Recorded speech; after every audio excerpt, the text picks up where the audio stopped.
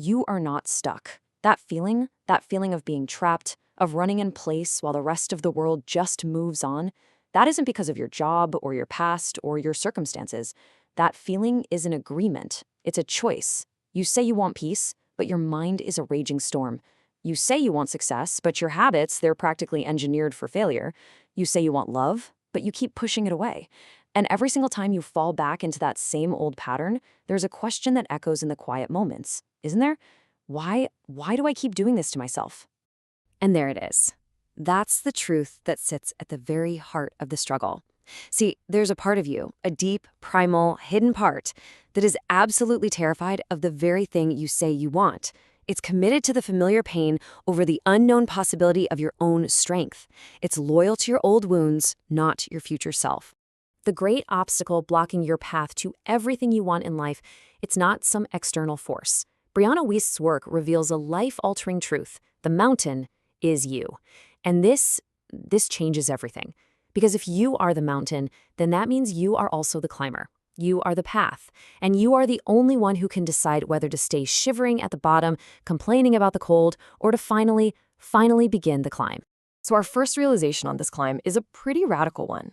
What you've been calling self-sabotage, all that stuff you've been shaming yourself for, it's actually a deeply misguided attempt at self-protection. It's a survival strategy that has accidentally become a prison. Just think about it for a second. When you procrastinate on that project that could change your life, are you really being lazy? Or are you protecting yourself from the crushing weight of what might happen if you fail? When you pick a fight with someone who's getting a little too close, are you just being cruel?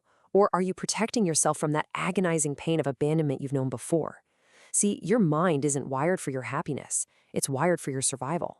And survival means staying in the familiar zone, even if that zone is miserable. It's a cage, but at least the bars are comfortable. And this, right here, perfectly illustrates the two paths at the base of the mountain. The same opportunity comes along, a promotion. The person on the path of growth says yes, and it's terrifying. They feel like a complete imposter. But they learn, they ask for help, they stumble, and they get back up. They are actively climbing. Meanwhile, the person on the path of protection says, you know what, I'm not ready. They find 1,000 reasons why it's a bad idea. And then they spend the next year complaining about being stuck, secretly relieved they never had to risk finding out if they were good enough. One chooses the discomfort of the climb. The other chooses the comfort of the cage. Most people never notice this. They spend their entire lives fighting their own behaviors, hating themselves for it, without ever stopping to understand where it comes from. These patterns, the very ones that cause you so much pain today, were once the things that helped you survive. They were your armor. But you cannot climb a mountain wearing 100 pounds of steel. The armor that once protected you is now the very weight that holds you down. So you have to ask yourself and be honest. Look at the patterns in your own life. Which choice gives you that immediate relief from fear? And which one, if you just practiced it over time, would build a version of you that no longer needs to hide? The answer to that question reveals the mountain you are meant to climb. This brings us to the second major insight for our ascent. You can't climb a mountain by pretending it's flat. And you cannot heal what you refuse to feel. Every single destructive pattern in your life is basically a monument to an emotion you never let yourself feel. Here's the part that changes everything. That anger you keep swallowing becomes passive aggression. The grief you ignore becomes this profound numbness, like a gray filter over your whole life. The fear you run from, that becomes a desperate need to control everything and everyone around you. You see, you've been treating these emotions like enemies to be defeated, when in reality, they are the very map you need for the climb. So the crucial point is this: your emotions are not the storm. They are the weather report. They are signals, they're data. Your anger is just signaling that a boundary has been crossed. Your anxiety is signaling a perceived threat to your future. Your sadness is signaling a loss that needs to be mourned. To ignore them is like trying to hike into a blizzard without a compass. And this illustrates the two approaches perfectly. A new project comes up, and with it, a wave of anxiety. The person on the path of avoidance immediately grabs their phone. They scroll, they binge watch, they clean the house. Anything to numb that feeling. They tell themselves they're just tired or not inspired, and the project, their potential, it just sits there, untouched. But the person on the path of integration, they do something terrifying. They just sit with the anxiety. They let it be there. They ask it, "What are you trying to tell me? What am I so afraid of?" They name the fear of judgment, of failure, of not being enough. And then, feeling the fear, they take one small step anyway. Which person is being controlled by their internal weather, and which one is learning how to navigate it? One is a prisoner to their own emotional storms, forever trapped at the bottom. The other is becoming a master of their inner climate, someone who's capable of climbing in any condition.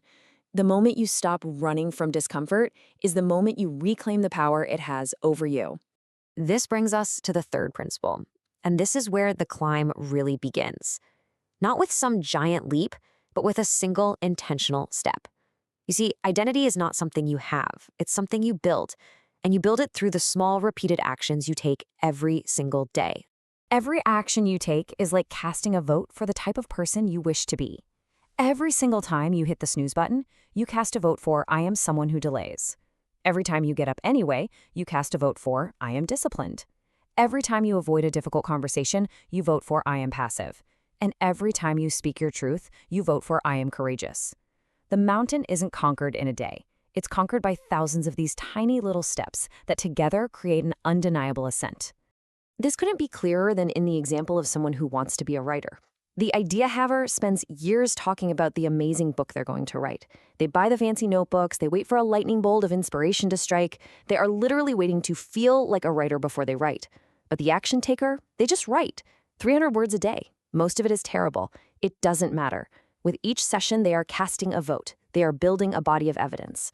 After a year, who is the writer? It's not the one with the better idea. It's the one with the calloused hands from climbing day after day. Identity follows action. Let that sink in. You do not think your way into a new identity. You act your way into it. Stop waiting to feel confident or disciplined or brave. Start taking confident, disciplined, brave actions, no matter how small they seem. Your feelings will eventually catch up to the evidence of who you are becoming. You are not your wounds. You are your potential, realized one step at a time. Okay, so we've explored the theory that our sabotage is just protection, our feelings are signals, and our habits build our identity. But now we shift from understanding to action. It's time to take your first real step up the mountain. Here is a direct, practical challenge drawn straight from the philosophy of the mountain is you. For the next 30 days, this is your focus. First, identify one pattern, not 10, one. Where do you consistently get in your own way? Get specific. Second, get brutally honest with yourself. Ask, what is this behavior really protecting me from? Failure? Rejection? The responsibility of my own success? Name the fear that's hiding under the pattern. And third, replace one tiny habit. Instead of scrolling on your phone when you're anxious, you will write one sentence in a journal. Instead of agreeing to something you resent, you will just say, let me think about it. One small, different step. Now be prepared. The moment you begin, your old self is going to fight back. You will feel resistance. That is not a sign to stop. That is the feeling of the incline. You will feel doubt. That is not proof you can't do it. That is a feeling of a change in altitude. You will feel deep discomfort. That is not pain. That is the feeling of growth. These feelings are not your enemies. They are proof that you are finally moving. And as you continue this climb, you will realize the profound truth at the heart of Brianna Wiest's work. The mountain was never an obstacle designed to stop you. It was a training ground designed to build you. The whole point was not just to get to the top, but to become the person who could. The mountain wasn't in your way. It was your way. If this shifted how you see your own mountain, you already know what to do.